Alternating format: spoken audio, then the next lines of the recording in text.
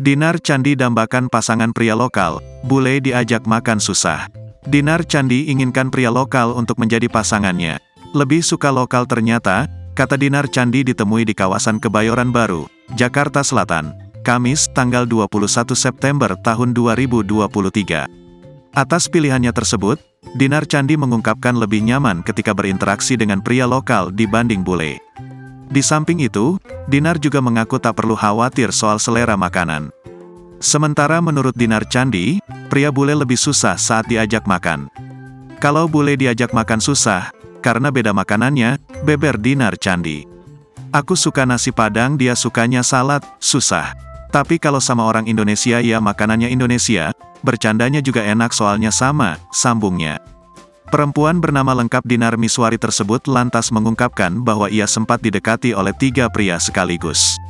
Namun ia lebih memilih untuk bertahan dengan pria lokal.